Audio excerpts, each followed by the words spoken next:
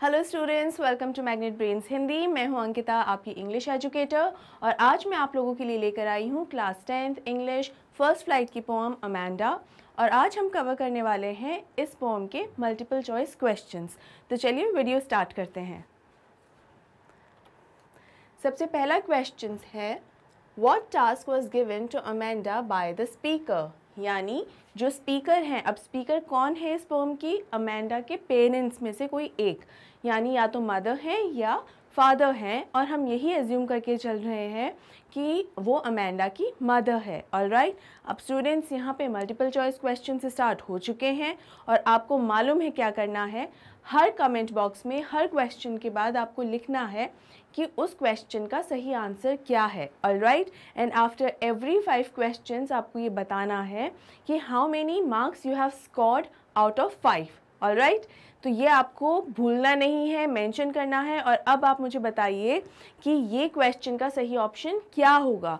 यानी अमेंडा को उसकी मदर ने क्या काम करने के लिए बोला था? टास्क क्या है? काम। तो कौन सा काम करने के लिए बोला था? ए, डूइंग होमवर्क, उसे होमवर्क करने के लिए बोला था। अपना रूम साफ़ करने के लिए बोला था, क्लीनिंग रूम मीन्स अपना कमरा साफ़ करने के लिए बोला था। सी, क्लीनिंग शूज़, उसे अपने जूते साफ़ करने के लिए बोला था।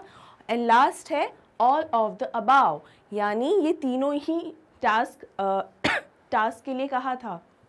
अगर स्टूडेंट्स आपको अच्छे से याद है, जब मैंने आपको ये पोएम एक्सप्लेन की थी तो उसमें सीक्वेंस वाइज लिखा हुआ है कि अमेंडा की मदर उसको किस किस चीज़ के लिए काम करने के लिए बोल रही थी या रोक टोक कर रही थी, कुछ काम करने के लिए कह रही थी, कुछ काम करने से मना कर रही थी। यहाँ से पूछा जा रहा है कौन सा काम करने के लिए कह रही थी। ऑलराइट, तो ये कौन से काम करने के लिए बोल रही थी? सिर्फ होमवर्क, या सिर्फ रूम को क्लीन करना, या सिर्फ शूज़ को क्लीन करना?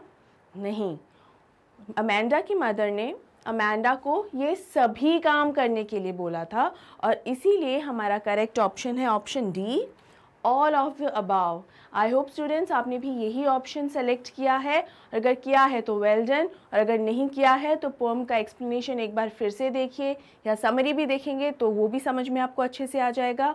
It is a very very easy question, और आंसर तो ईजी था ही। चलिए बढ़ते हैं अगले क्वेश्चन की ओर। What does the speaker forbid Amanda to eat? अब forbid का मतलब क्या होता है?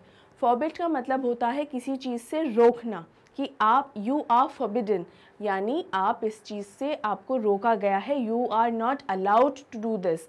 आपको कुछ काम करने की परमिशन नहीं जब दी जाती है, रोका टोका जाता है, इट मीन्स आपको forbid किया हुआ है। तो अमेंडा की जो मदर है, स्पीकर बिकम्स हु? स्पीकर कौन है? बेसिकली स्पीकर होता है जो बोल रहा है। तो यहाँ पर बोल कौन रहा है? थ्रू आउट पोम सिर्फ अमेंडा की जो मदर है वही बोल रही हैं। अमेंडा तो अपने ख्यालों में ही है, कहीं पर भी बात नहीं कर रही, कुछ बोल नहीं रही हैं। तो अमेंडा की जो मदर है, किस चीज़ के लिए रोका था, क्या खाने के लिए रोका था अमेंडा को? आपको अगर याद है तो at the end of this poem Amanda की मदर उसे बोलती है कि ये मत खाओ, क्योंकि ये खाने से तुम्हें एक्नी प्रॉब्लम हो जाती है। एक्नी प्रॉब्लम मैंने आपको कई बार समझाया है, हमारे चेहरे पे जो पिंपल्स या दाग धब्बे का प्रॉब्लम होता है, that is known as acne, ACNE, acne. चलिए हम कलर चेंज करके लिखते हैं, ACNE, एक्नी। राइट, तो एक्नी का प्रॉब्लम हो जाता है, तो क्या खाने की वजह से उसे एक्नी का प्रॉब्लम हो जाता है? फूड, फ्रूट, चॉकलेट, या इन सभी के खाने से? वेल, अगर आपको अच्छे से याद है और अगर आपने एक्सप्लेनेशन और समरी ध्यान से सुना है तो आपको पता होगा कि उसे चॉकलेट्स खाने से प्रॉब्लम होता है। चॉकलेट्स खाने से, बहुत ज़्यादा चॉकलेट जब खा लेती है तो उसे एक्नी का प्रॉब्लम हो जाता है। So option C, chocolate is the correct answer. I hope आपने भी इसी ऑप्शन को सिलेक्ट किया होगा। तो देखते हैं स्टूडेंट्स आगे क्या क्वेश्चन है। What was Amanda doing? Amanda क्या कर रही थी? वेल, यहाँ पे कन्फ्यूजन तो नहीं ही होना चाहिए कि अमेंडा कब क्या कर रही थी थ्रू आउट पोम, क्योंकि पूरी पोम में जो अमेंडा है उसका एक ही पोस्चर दिखाया गया है कि वो एक जगह बैठी हुई थी। और देखा जाए तो सिर्फ 10-15 मिनट का ये कॉन्वर्सेशन एक है कि अमेंडा एक जगह एक्सक्यूज़ मी, कि अमेंडा जो है एक जगह बैठी हुई थी और जो अमेंडा की मदर है वो कॉन्स्टेंटली कुछ ना कुछ कंप्लेंट कर रही थी, कोई ना कोई काम करने के लिए अमेंडा से बोल रही थी। तो ये एक लगातार ये चीज़ चल रही थी, ऑलराइट। और इसीलिए अमेंडा जो है अलग अलग काम नहीं कर रही थी, थ्रू आउट द पोएम वो एक ही काम कर रही थी, ठीक है। अब क्या कर रही थी, what was Amanda doing? Amanda A biting her nails, मतलब अपने नाखून चबा रही थी। बी हंचिंग हर शोल्डर्स, यानी अपने जो कंधे हैं उनको बेंड करके बैठी हुई थी, कंधों को झुका के बैठी हुई थी। See scorching her back, scorching her back का मतलब होता है, स्कॉचिंग का मतलब भी होता है बेंड करना या एकदम लेज़ी वे में बैठना, यानी आपकी जो बैक है वो एकदम स्ट्रेट ना होके और थोड़ा सा झुकी हुई हो, और वो एक लेज़ीनेस जैसा दिखाता है, आपको ऐसा दिखाता है कि आप बहुत ही लेज़ी पर्सन हैं। और डी है ऑल ऑफ द अबाव, यानी वो ये सभी कर रही थी। वेल येस, जैसा कि मैंने आपको अभी अभी बताया कि थ्रू आउट पोम अमेंडा बस बैठी हुई थी, ऐसा कोई काम नहीं कर रही थी कि अभी उठकर वहाँ चली गई, फिर वहाँ से आई, फिर कहीं चली गई। No, she was sitting at one place only, और वहाँ बैठी बैठी उसको उसकी जो मदर है क्या क्या करने से रोक रही थी? नाखून नहीं चबाना है अमेंडा, इसका मतलब वो नाखून चबा रही थी। फिर क्या बोलती है? Don't hunch your shoulders Amanda, मतलब उसने अपने शोल्डर्स को भी हंच किया हुआ था, बेंड किया हुआ था। फिर क्या बोलती है उसकी mother? Do not scotch your back Amanda. याद है जो सबसे पहला स्टेंजा है इस पोम का, उसमें ही ये सभी कंप्लेंट्स करती है इसकी मदर। तो इसका सही ऑप्शन क्या हुआ? Option D, all of the above. All of the above यानी अमेंडा जो है वो ये सभी कर रही होती है। आई होप स्टूडेंट्स ये भी आपने सही है आंसर दिया होगा। एक चीज़ हमेशा ध्यान रखिए, मल्टीपल चॉइस क्वेश्चंस जो होते हैं ना, दो तरीके से बहुत हेल्पफुल होते हैं। एक तो ये कि जब मल्टीपल चॉइस क्वेश्चंस हम कर रहे होते हैं तो हमें उस पोएम का या चैप्टर का, जिस भी चैप्टर के ये मल्टीपल चॉइस क्वेश्चंस होते हैं, एमसीक्यूज़ होते हैं, उस चैप्टर का हमें एक एक पहलू समझ में आ जाता है, हर एक पॉइंट समझ में आ जाता है, कहीं पर कोई भी कन्फ्यूजन नहीं होता। चाहे कितनी भी इजी स्टोरी हो, कितनी भी इजी पोएम हो, कभी कभी ऐसा होता है कि एक छोटा सा कन्फ्यूजन रह जाता है और उस कन्फ्यूजन की वजह से अक्सर हम हमारे क्वेश्चंस गलत आंसर कर देते हैं। इसीलिए मल्टीपल चॉइस क्वेश्चन से एक तो वो डाउट्स हमारे क्लियर होते रहते हैं। दूसरी चीज़ जो क्लियर होती है वो ये है कि कुछ क्वेश्चंस जो हैं वो एज ए शॉर्ट टाइप या फिर लॉन्ग टाइप क्वेश्चंस में भी आते हैं। तो सिंस वो आपको डायरेक्ट क्वेश्चंस नहीं होते हैं, वो वाले जो इस तरीके से पूछे जाते हैं वो फ्रेम्ड क्वेश्चंस होते हैं, तो ऐसे क्वेश्चंस को आंसर करना भी आपके लिए काफ़ी इजी हो जाता है। सो आई ऑलवेज सजेस्ट कि कभी भी किसी भी मल्टीपल चॉइस क्वेश्चन को ना तो स्किप करना चाहिए, और अगर आपको कहीं और भी मल्टीपल चॉइस क्वेश्चंस देखने को मिलें तो आप उन्हें ज़रूर देखें। देखने में बस ये ऐसा लगता है कि 4 ऑप्शंस दिए हैं तो एक ही तो चूज़ करना है, लेकिन ऐसा नहीं है। आपको चारों ऑप्शन का एक डिटेल पता चलता है, चारों ऑप्शन के बारे में आपको एक छोटा छोटा बैकग्राउंड पता चलता है, जिसकी वजह से आपके लिए उस चैप्टर को समझना आसान हो जाता है। And students, let me remind you one more thing, ये सिर्फ एक सिंगल सब्जेक्ट पे एप्लीकेबल नहीं है, हर एक सब्जेक्ट पे एप्लीकेबल है, कि हमें ये पता चलता है कि ये जो आंसर है वो क्यों है, और बाकी के जो आंसर अगर नहीं हैं तो वो क्यों नहीं है। So we get a proper explanation. So never take multiple choice questions lightly. इन क्वेश्चंस को, एमसीक्यूज़ को कभी भी लाइटली नहीं लेना चाहिए, हल्के में नहीं लेना चाहिए। ऑलराइट, इसी के साथ स्टूडेंट्स हम बढ़ते हैं अपने अगले क्वेश्चन की ओर। How does Amanda imagine herself? Well, वो अपने आप को किस तरीके से इमेजिन करती है? अब इमेजिन तो कई तरीके से करती है, लेकिन हमारे पास ऑप्शन में क्या है उस तरीके वो चूज़ करने के लिए सबसे पहले तो हम ऑप्शन में देखें कि क्या क्या ऑप्शन है हमारे पास, और उस अकॉर्डिंग हम डिसाइड करेंगे। तो सबसे पहले है ऑप्शन ए, मरमेड यानी जलपरी। बी है मॉन्स्टर यानी राक्षस। सी है फिश यानी मछली, और डी है गर्ल यानी एक लड़की, ऑलराइट, तो वो अपने आप को किस तरीके से इमेजिन करती है? Well students, it is one of the easiest questions one can ask from this poem कि वो अपने आप को किस तरीके से इमेजिन करती है। वो अपने आप को एक, इन चारों ऑप्शंस में से वो अपने आप को एक मरमेड इमेजिन करती है, यानी अपने आप को सबसे पहले इमेजिन जो करती है वो है मरमेड। ऑल्दो यहाँ पर ये नहीं पूछा गया है कि सबसे पहले क्या इमेजिन करती है, यहाँ पूछा गया है कि कैसे इमेजिन करती है। तो अगर बाकी सारे ऑप्शंस में लेट्स से अगर रपंजल भी लिखा होता और अगर ऑर्फन भी लिखा होता तो डेफिनेटली आपके पास जो चौथा ऑप्शन आता वो आता ऑल ऑफ द अबाव या all the options given below, ये ऑप्शन भी ज़रूर होता तो आप वही चूज़ करते कि ये सभी तीनों के तीनों, लेकिन यहाँ आपके पास सिर्फ एक है। So what will you choose? Option A, mermaid. I hope आपने ऑप्शन ए ही सेलेक्ट करके अपने कमेंट बॉक्सेस में लिखा होगा। और अब हम अपने 5th क्वेश्चन की तरफ बढ़ रहे हैं।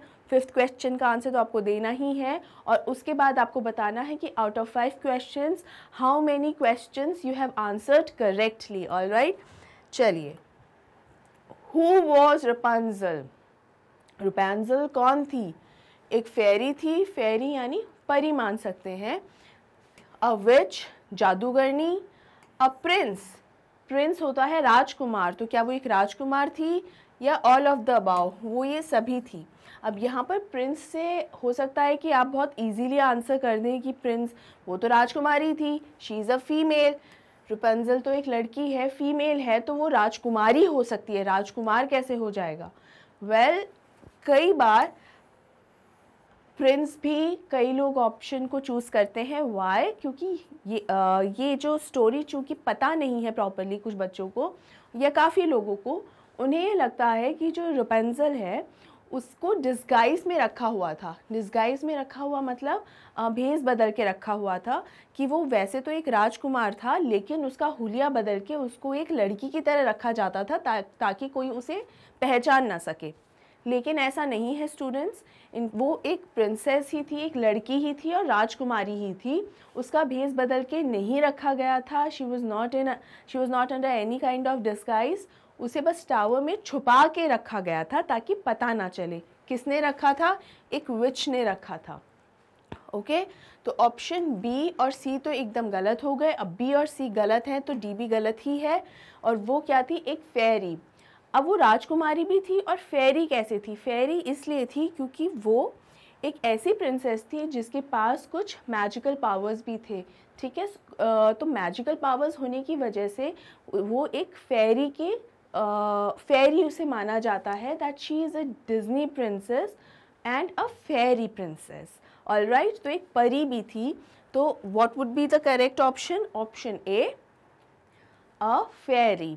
आई होप स्टूडेंट्स आपको ये क्वेश्चन को समझने में और इसका आंसर का डिटेल समझने में भी कोई प्रॉब्लम नहीं आई होगी और ज़्यादातर करके स्टूडेंट्स ने ऑप्शन ए ही चूज़ किया होगा। अब चूँकि हमने 5 क्वेश्चंस कर लिए हैं तो आपका काम है ये बताना दैट आउट ऑफ 5 क्वेश्चंस कितने क्वेश्चंस को आपने सही आंसर किया है। अगर 1-2 मार्क्स कम रह गए हैं तो स्टूडेंट्स बैकअप आपको और रिविज़न करने की ज़रूरत है। और अगर आपने 5 आउट ऑफ 5 स्कोर किया है, well done students, many congratulations. और इसी के साथ हम बढ़ते हैं अपने क्वेश्चन नंबर 6 पे। Who had imprisoned Rapunzel? Imprisoned का मतलब होता है, देखिए prison का मतलब क्या होता है? जेल। prison का मतलब है जेल और imprisoned का मतलब है जेल में बंद कर देना।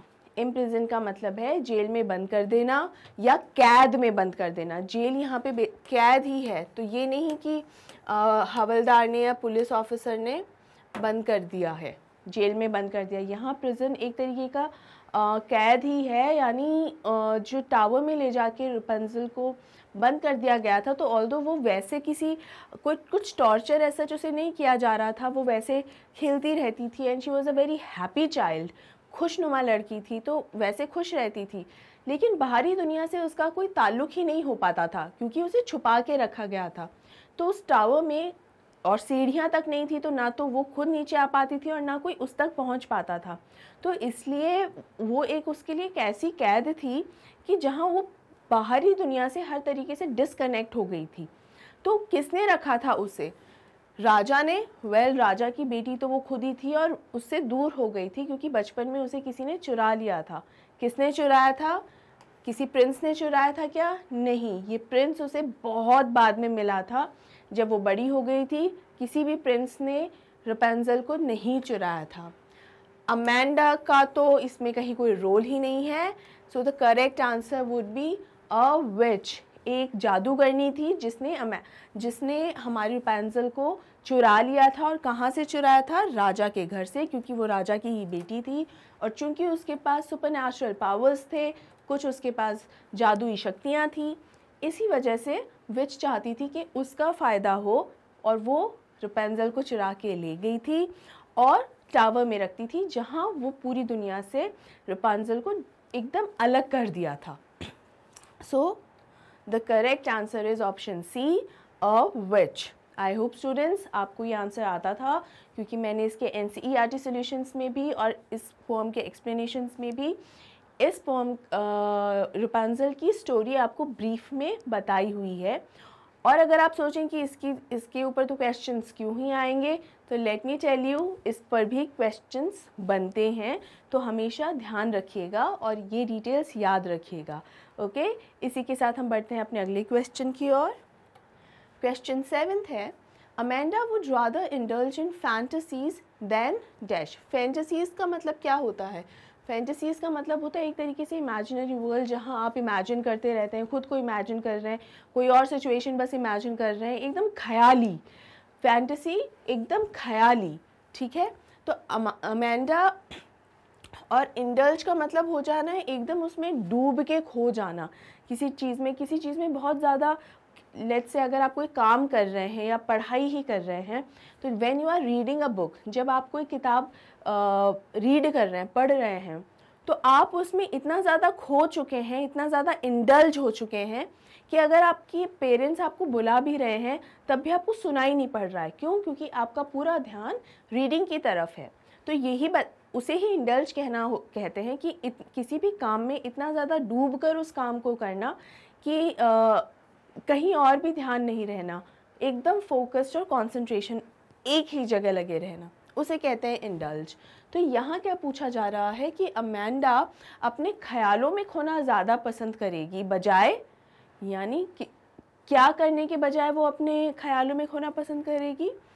ऑप्शंस दे रखे हैं और ऑप्शन ए है क्लीन हर रूम और हर शूज़। वो अपने कमरा और जूते साफ करने की बजाय अपने ख्यालों में खोई रहेगी।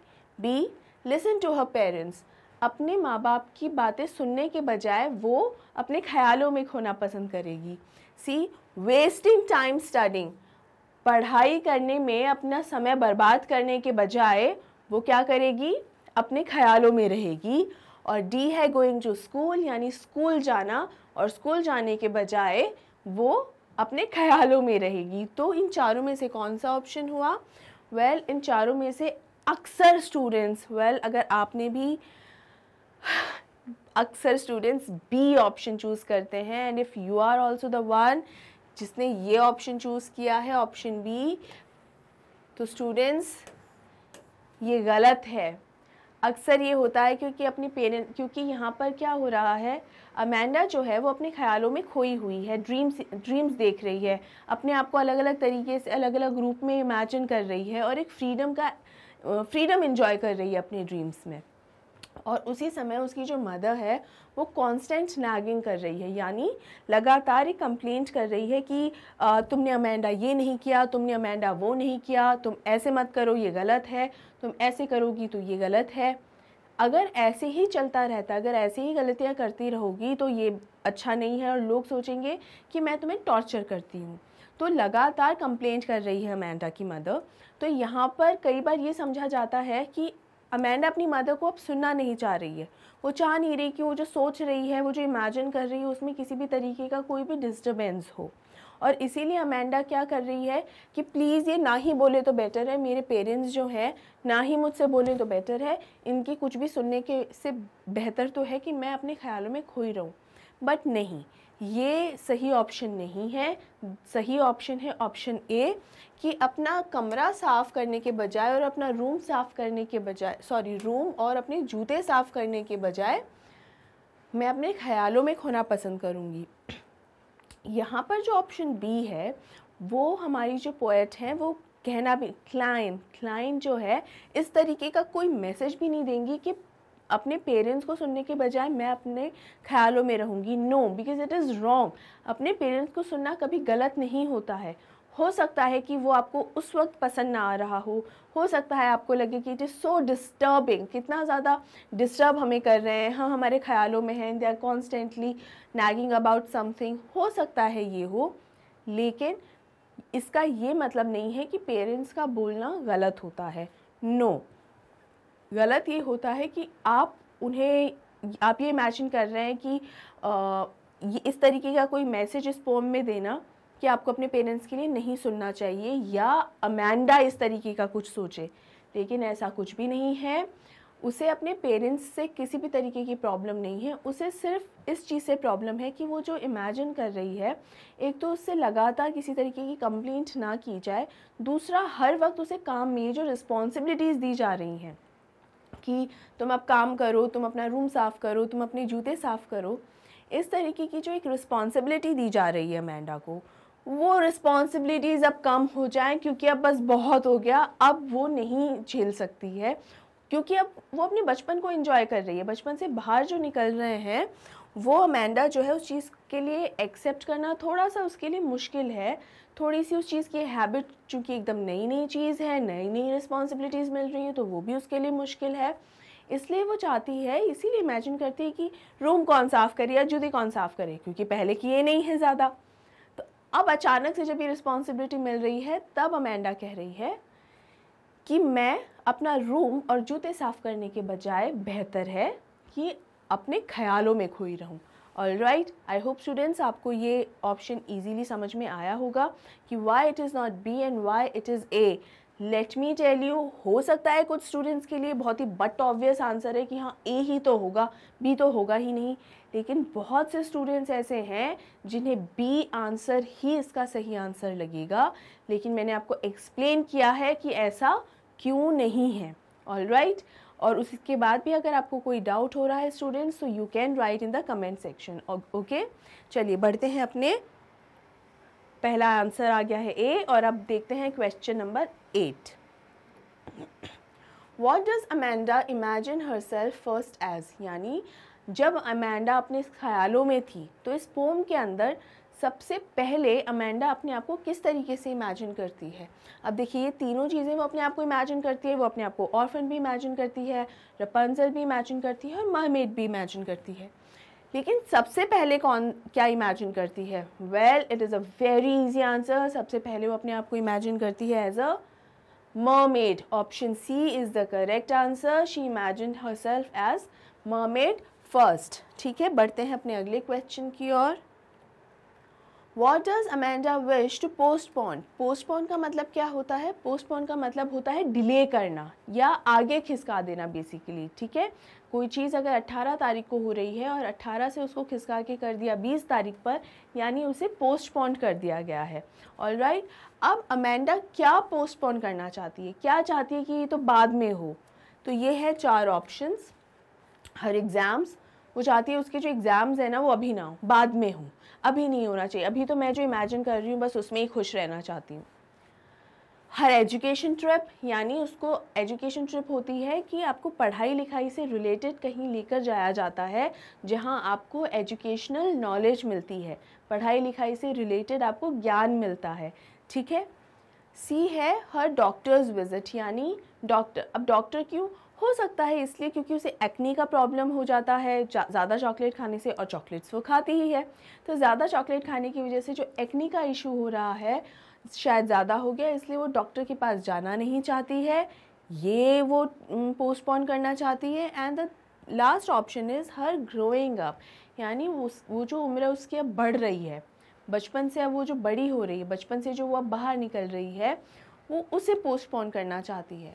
वेल स्टूडेंट्स, इन चारों ऑप्शंस में से सही ऑप्शन कौन सा होगा वो तो आप ट्राई करिए ही फाइंड आउट करने का, लेकिन इससे पहले मैं बता दूं कि अभी अमेंडा को प्रॉब्लम क्या आ रही है? अमेंडा को प्रॉब्लम ये आ रही है कि वो बचपन में है और बचपन में वो जो एंजॉय कर रही है, एक फ्रीडम है जो बचपन में किसी किस्म की रिस्पॉन्सिबिलिटी नहीं होती है हमारे ऊपर।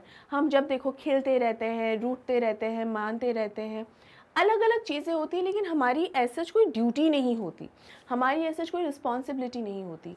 हमारा ये काम होता ही नहीं कि अब हम सुबह जगे हैं तो उसके बाद अपना बेड बनाएंगे, या जो भी हम ब्लैंकेट ओढ़ कर सो रहे थे उसको समेटेंगे, चादर की सिलवटें निकाल के अच्छे से उस बेड को प्रॉपरली सेट करेंगे।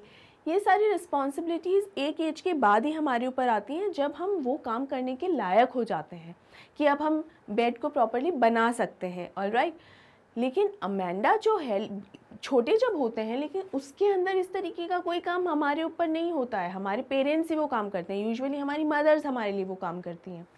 यहाँ पे अब धीरे धीरे वो सारे काम अमेंडा को सौंपे जा रहे हैं कि अब उसको अपना रूम भी साफ़ सुथरा रखने की ज़रूरत है, जूते भी साफ़ सुथरे रखने की ज़रूरत है, और होमवर्क टाइमली पूरा करना बहुत ज़रूरी है।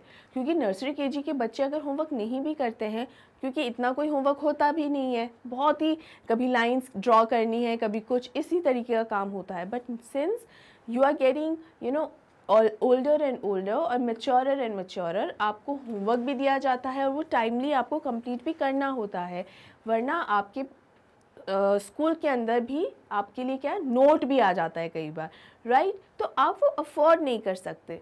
ये सभी रिस्पॉन्सिबिलिटीज़ अचानक से एक बच्चे के ऊपर आती हैं और इसी चीज़ से अमेंडा जो है बचना चाहती है।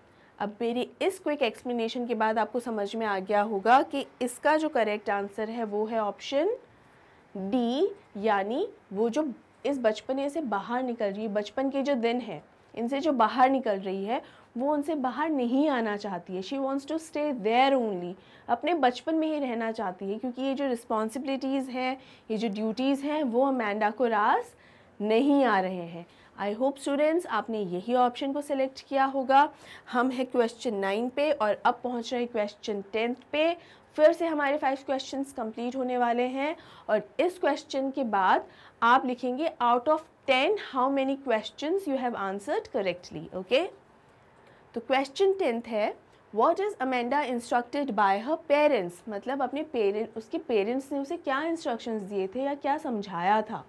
A. Not to bite her nails, not to hunch her shoulders, to sit straight यानी सीधे बैठना, या all of the above. Well, it is again a very easy answer. The option is option D.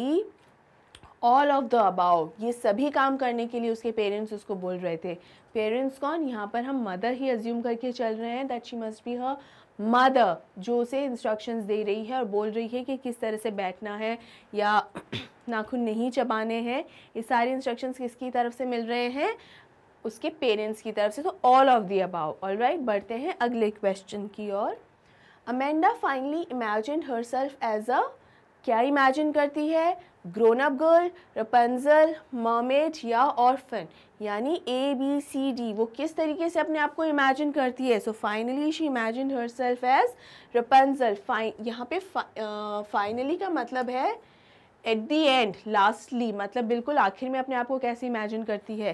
तो एकदम आखिर में उसका सबसे पहले करती है मरमेड, दूसरा नंबर पे करती है ऑर्फन, और तीसरे नंबर यानी लास्ट नंबर पे करती है रपेंजल। तो आई एम श्योर स्टूडेंट्स आपने भी ऑप्शन बी रपेंजल को ही लिखा होगा और Rapunzel would be the correct answer. और अब बढ़ते हैं अपने अगले क्वेश्चन की ओर, and that's question number 12। What does Amanda wish to do? Amanda क्या करना चाहती है? अमेंडा की क्या विश है कि वो क्या करना चाहती है? And the option is run away from home, घर से भाग जाना चाहती है ताकि कोई भी उसको कुछ रोके टोके नहीं, डिस्टर्बेंसेस ही ना हो। Drift in the sea like a mermaid, यानी समुंदर में इस तरीके से जाना चाहती है कि समुंदर में जो नदियों का बहाव आता है ना, उस बहाव के साथ वो कहीं पर बह जाए, लाइक अ मरमेड यानी जल परी की तरह। Then lead a free life, एक ऐसी जीवन जिए जहाँ पे कोई रोक टोक नहीं है, एकदम फ्रीडम वाली लाइफ, फुल ऑन फ्रीडम और फुल ऑन लिबर्टी के साथ। And D all of the above, ये सभी वेल ये भी थोड़ा सा ट्रिकी क्वेश्चन है, ऑल ऑफ द अबाव भी हो सकता है और बी भी हो सकता है, लेकिन क्या कहीं पर भी ए या सी का मेंशन किया है अमेंडा ने? Not really. उसका जो कंसर्न है वो है कि वो एक मरमेड की तरह समुंदर में रिलैक्स होके बह जाना चाहती है। देखिए यहाँ स्टूडेंट्स कुछ ऑप्शंस होते हैं, जैसे ए और सी ऑप्शन जो है वो हो सकता है कि आपको सही लग रहा हो, क्योंकि दोनों ही कहीं ना कहीं फ्रीडम से रिलेटेड है। लेकिन फ्रीडम से रिलेटेड कोई भी चीज़ मेंशन कर देने का ये मतलब नहीं है कि अमेंडा वो चाह रही है। आपको बस उन पॉइंट्स का ध्यान रखना है जो इस पोम के अंदर मेंशन किए गए हैं, ऑलराइट। और पोम के अंदर कहीं पर भी ये मेंशन नहीं किया गया है कि वो घर से भाग जाना चाहती है। नो, उसने अपने आप को भले ही ऑर्फन इमेजिन कर लिया हो, लेकिन घर से भाग जाने की बात नहीं सोची है। ना ही उसने ये सोचा है कि वो एक ऐसा जीवन जिए जो एकदम ही फ्री हो, जिसमें कहीं कोई फ्री लाइफ जिए, ऐसा नहीं। उसने सिर्फ अपने आप को इस तरीके से इमेजिन किया है कि मैं फ्रीडम को एक्सपीरियंस करना चाहती हूँ, और किस तरीके से एक्सपीरियंस करना चाहती हूँ, हाउ। तो उसने 3 चीज़ें बताई हैं कि मैं ये करना चाहती हूँ, ऑलराइट। और उसमें से सबसे पहली चीज़ जो है वो ये है कि she wants to be like a mermaid sitting on a water current and flow blissfully, alright. I hope students आपको ये भी एक्सप्लेनेशन अच्छे से समझ में आ गया होगा और आपने ऑप्शन बी ही सिलेक्ट किया होगा। और इसी के साथ हम बढ़ते हैं अपने क्वेश्चन नंबर 13 की ओर। What does Amanda yearn for? मतलब क्या चाहती है वो, क्या किस चीज़ की चाहत है उसको, डिज़ायर क्या है उसकी। ऑप्शंस हैं दैट शी इज़ रपेंजल, कि वो रपेंजल बने। फ्रीडम या लिबर्टी, उसे आज़ादी चाहिए, आज़ादी के लिए वो एकदम मिन्नतें कर लेना कि हाँ मुझे बस मिल जाए ये चीज़। सी है she meets a favourite character, मतलब उसकी क्या ये चाहत है कि उसका जो फेवरेट कैरेक्टर है, जो भी कैरेक्टर हो वो उससे मिलना चाहती है। और डी है इन तीनों ऑप्शंस में से कोई भी नहीं, none of the above. Well students, उसने अपने आप को रपेंजल इमेजिन किया था, but she doesn't yearn for to become Rapunzel. वो यर्न नहीं करती, उसके अंदर इस चीज़ की एकदम किसी भी तरीके से ये इतनी गहरी इच्छा नहीं है कि मैं रपेंजल ही बनूं, ऐसा नहीं है। बेसिकली वो क्या चाहती है, फ्रीडम चाहती है, आज़ादी चाहती है लाइफ के अंदर। उस वजह से वो अपने आप को अलग अलग किरदारों में इमेजिन करती है, ऑलराइट। ये बहुत ही इजी क्वेश्चंस हैं, लेकिन ड्यूरिंग एग्जाम्स अक्सर कंफ्यूज हो जाते हैं, इसीलिए ध्यान रखिए। Option B would be the correct answer. ना ही वो किसी कैरेक्टर से मिलना चाह रही है और ना ही वो रपेंजल बनना चाह रही है। रपेंजल की तरह एक फ्रीडम, एक ऐसी लाइफ जीना चाहती है वो जो फुल ऑफ फ्रीडम हो। ओके, चलिए इसी के साथ हम बढ़ते हैं अपने क्वेश्चन नंबर 14 की ओर। What does the word slouching means? Slouching का मतलब क्या होता है?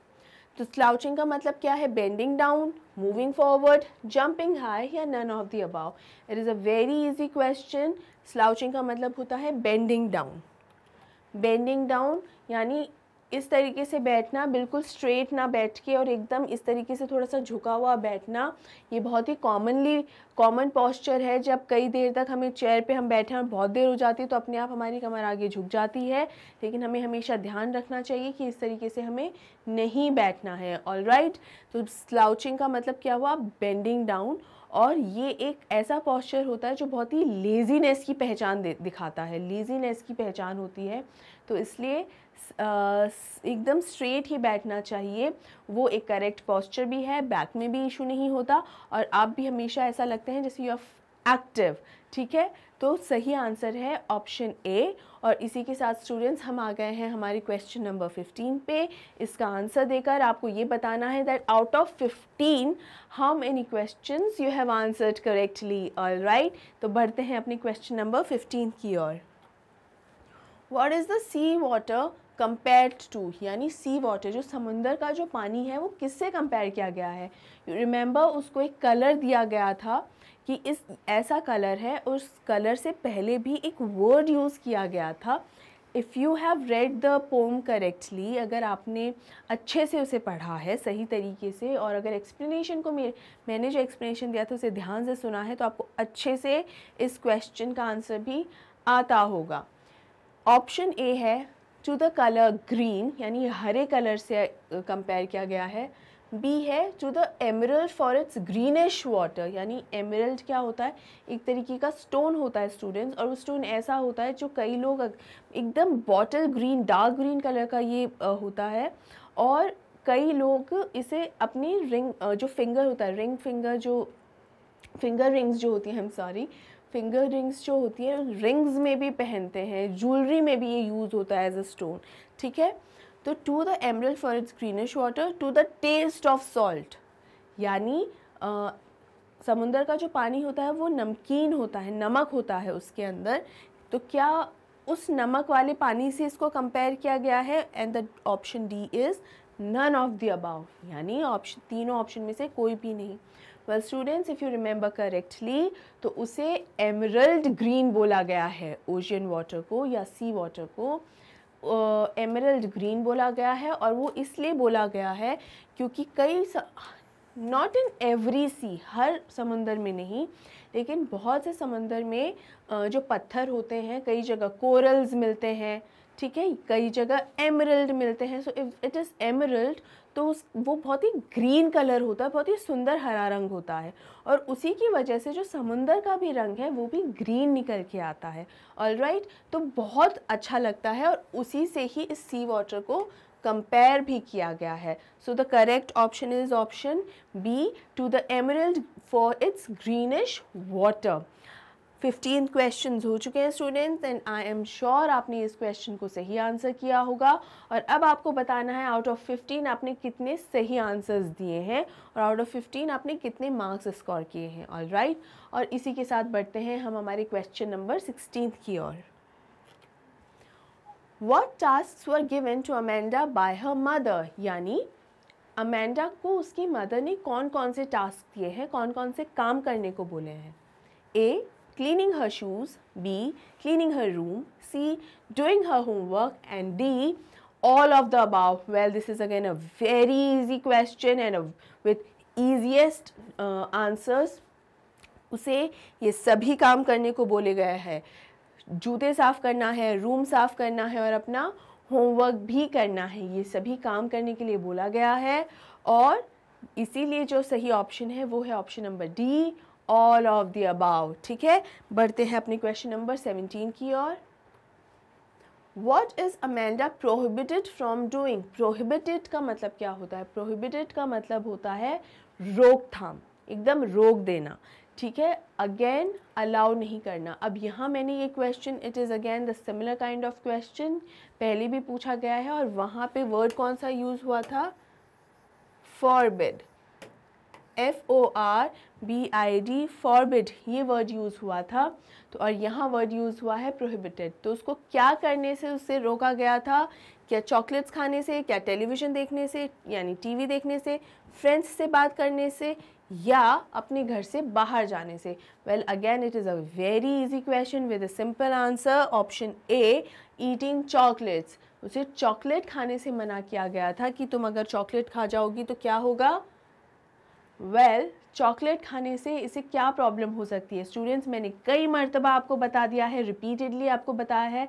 Now it's your turn to tell me कि क्या हो जाता है अगर वो ज़्यादा चॉकलेट्स खाएगी, तो अमेंडा को क्या प्रॉब्लम हो सकती है, जिसकी वजह से हो सकता है उन्हें डॉक्टर के पास भी जाना पड़े। ऐसा कौन सा इशू हो जाता है अमेंडा को? आपको उसका नाम अपने कमेंट्स में लिखना है, ओके? लिख कर बताइए, मुझे बताइए कि क्या प्रॉब्लम हो जाती है अमेंडा को अगर वो ज़्यादा चॉकलेट्स खाती है तो। और जो correct answers, I am sure आपको पता ही होगा कि इसका क्या ऑप्शन है सही।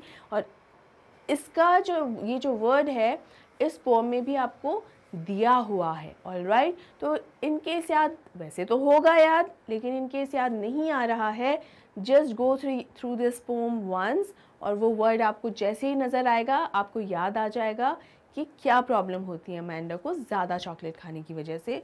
और इसी के साथ अब हम बढ़ते हैं अपने अगले क्वेश्चन की ओर। What did the mother ask Amanda to do? उस जो मदर है अमेंडा की क्या काम करने के लिए बोला, यानी ABCD। देखिए काम बहुत सारे बोले गए थे, हमें बस ये देखना है कि उस वक्त हमें ऑप्शन में क्या दिया गया है उसके अकॉर्डिंग हमें चूज़ करना है, ठीक है। तो सबसे पहले to stop being sulky and unhappy, यानी मुंह फुला के मत बैठो और ऐसे दुखी मत बने रहो। ऐसे होगे तो क्या होगा, well will explain it later. To stop misbehaving, इस तरह से बुरा बर्ताव मत करो, मिसबिहेव मत करो, ठीक है, बदतमीज़ी नहीं करनी चाहिए। टू स्टॉप बीइंग रूड, इतना ज़्यादा रूड भी मत बिहेव करो, ठीक है, इतना ज़्यादा हार्श वे में बिहेव नहीं करना चाहिए। And D none of the above, मतलब इनमें से कोई भी नहीं।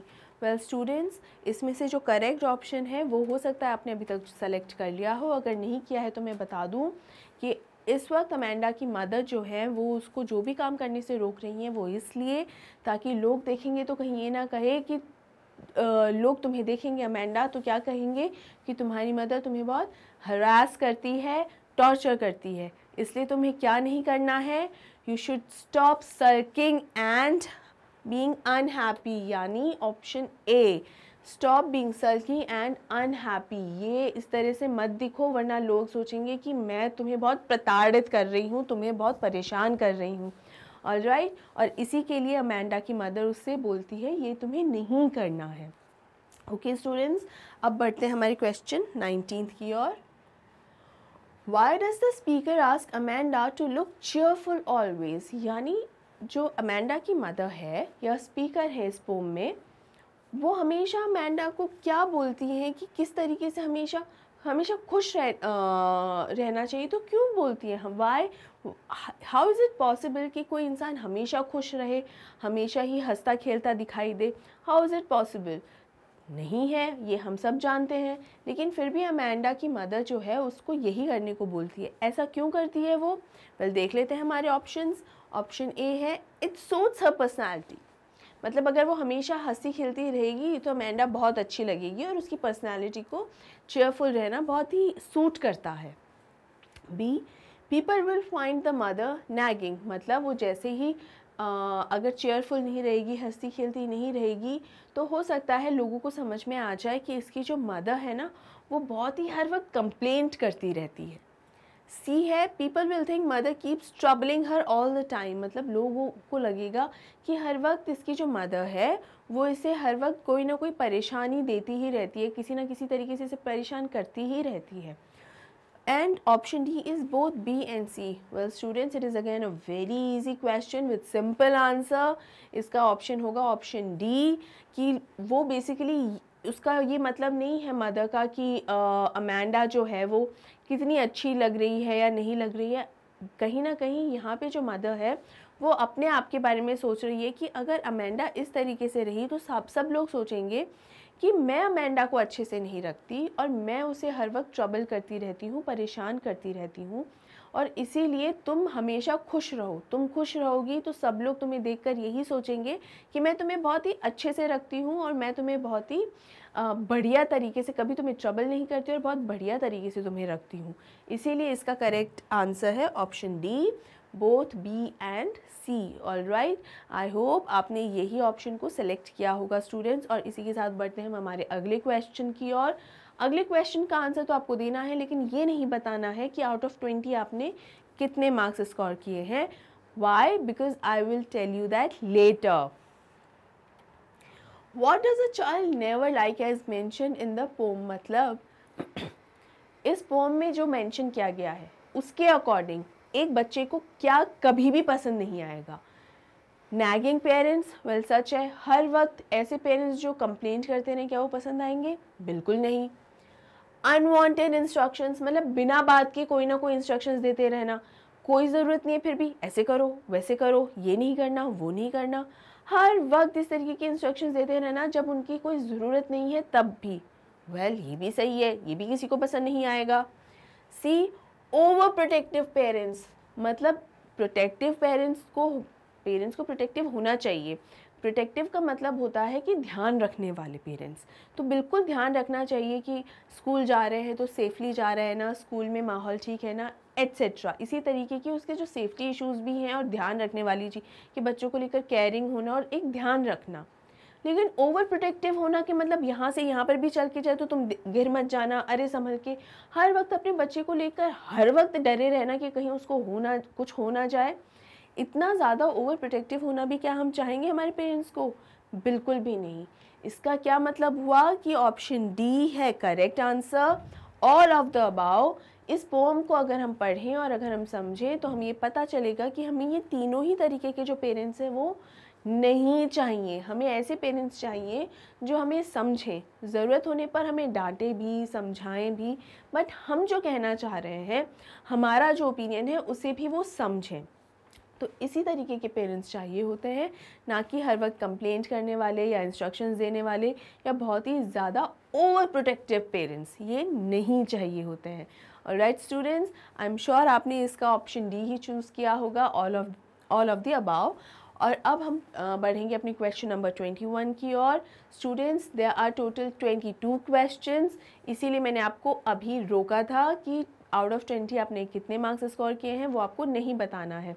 When we'll reach to our last question, यानी जब हम हमारे 22वें क्वेश्चन पर पहुंचेंगे तब आपको बताना है कि आपने आउट ऑफ 22 क्वेश्चंस कितना आंसर्स सही दिए हैं। ऑलराइट, बढ़ते हैं अपने क्वेश्चन नंबर 21 की ओर। What does Amanda not want to cut short in the poem Amanda? यानी देखो, कट शॉर्ट का क्या मतलब होता है? यहाँ कट शॉर्ट का मतलब है किसी भी चीज़ को कम कर देना या छोटा कर देना, यानी शॉर्ट फॉर्म बेसिकली।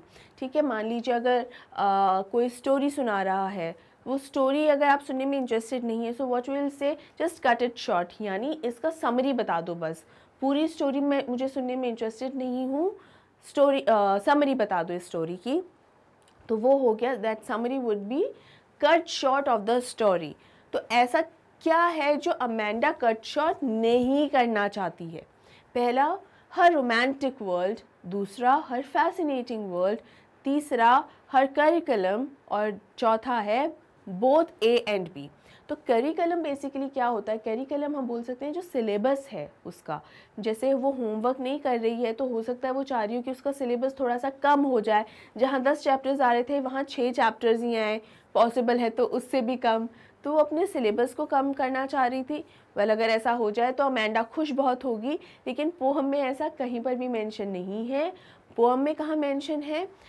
वो अपनी रोमांटिक वर्ल्ड और अपना फैसिनेटिंग वर्ल्ड। फैसिनेटिंग वर्ल्ड भी कौन सा वर्ल्ड होता है? फैसिनेटिंग मतलब अपनी ख्याली दुनिया जो होती है, उसका जो एक अलग ही दुनिया चल रही है, अपने दिमाग में, अपने ख्यालों में जो दुनिया चल रही है, वो कभी भी उसमें किसी भी तरीके की कमी या किसी भी तरीके का शॉर्टकट नहीं चूज़ करेगी। वो उसे जितना आराम से और जितना धीरे धीरे उसको इमेजिन कर सकती है, उतना आराम से वो उसे इमेजिन करेगी, कोई भी शॉर्टकट नहीं होगा। दूसरा है उसका रोमांटिक वर्ल्ड। रोमांटिक वर्ल्ड का मतलब स्टूडेंट्स, लिटरेचर वर्ल्ड में जो रोमांस का मतलब होता है वो सिर्फ प्यार मोहब्बत से नहीं होता। रोमांस का मतलब जो नेचर होता है उससे भी रिलेटेड होता है कि आप नेचर को कितना अप्रिशिएट कर रहे हैं, यानी प्रकृति को कितना अप्रिशिएट कर रहे हैं। यहाँ पर भी कंबाइंडली ही अगर हम सोचेंगे then it would be better.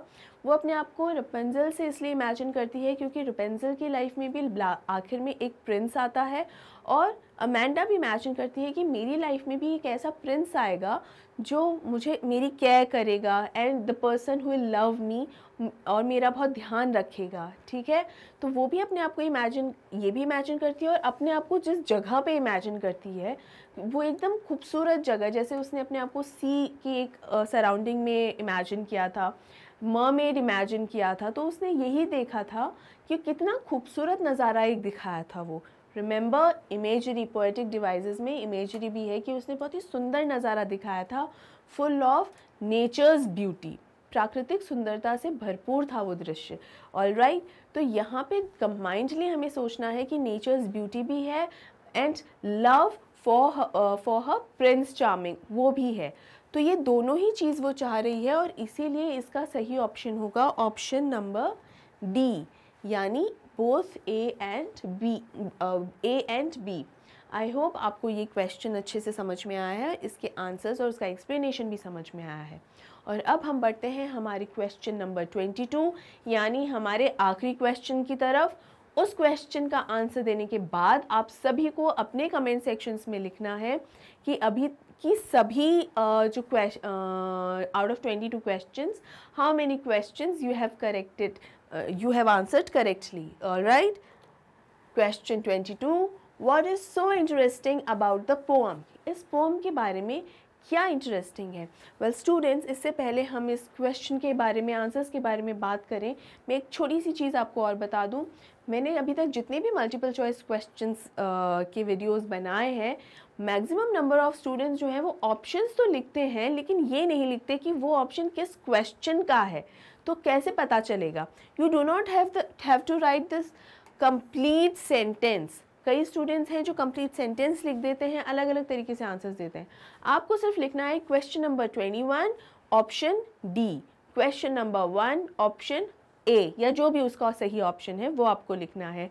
तो अदरवाइज ये कैसे पता चलेगा कि किस क्वेश्चन का क्या सही ऑप्शन है?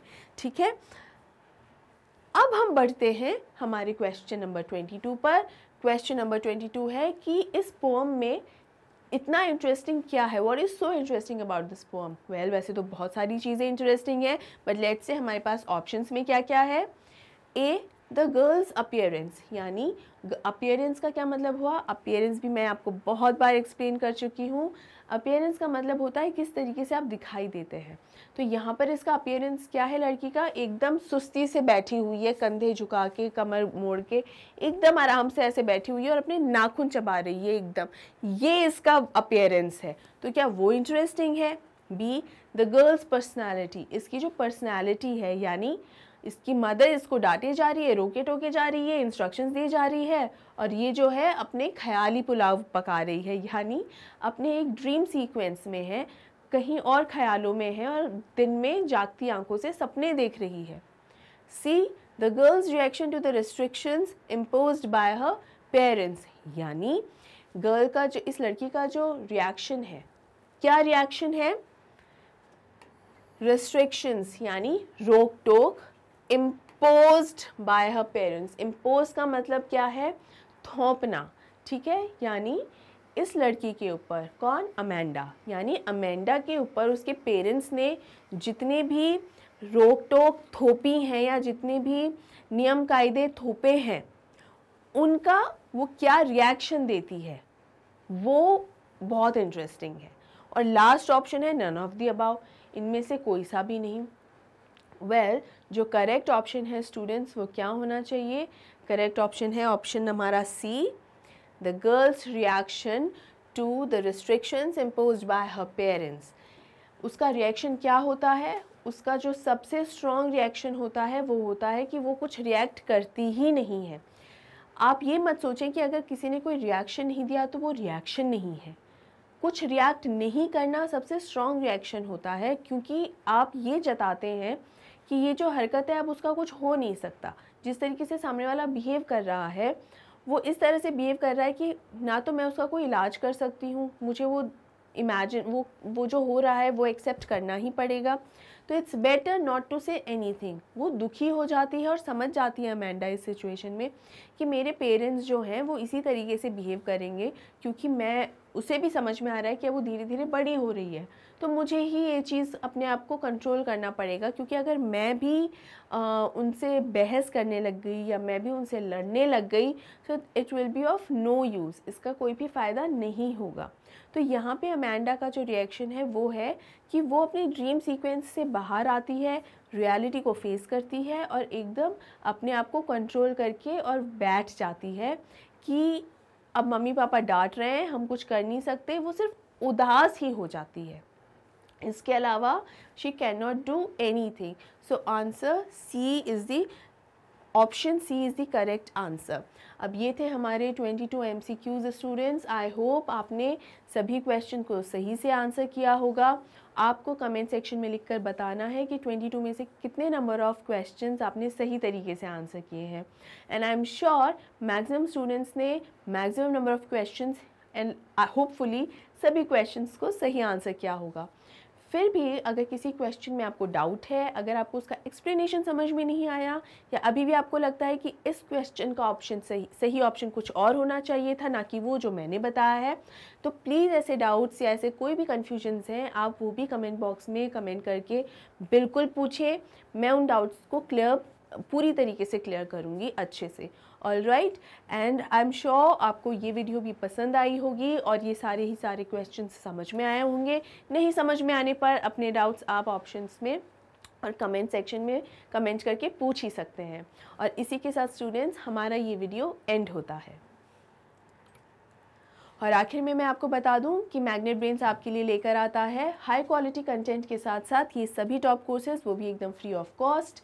ई बुक्स और ई नोट्स के लिए आपको डिस्क्रिप्शन बॉक्स में लिंक्स दिए गए हैं, आप उन्हें जाकर विजिट कर सकते हैं। और वीडियोस की एक्सेस के लिए आप www.magnetbrains.com पर भी विजिट कर सकते हैं। आप हमें इंस्टाग्राम, टेलीग्राम, फेसबुक और ट्विटर पर भी फॉलो कर सकते हैं। अगर ये वीडियो पसंद आया हो तो इसे लाइक और शेयर ज़रूर कीजिए और मैग्नेट ब्रेन्स हिंदी को सब्सक्राइब करना बिल्कुल मत भूलिए। Thank you so much.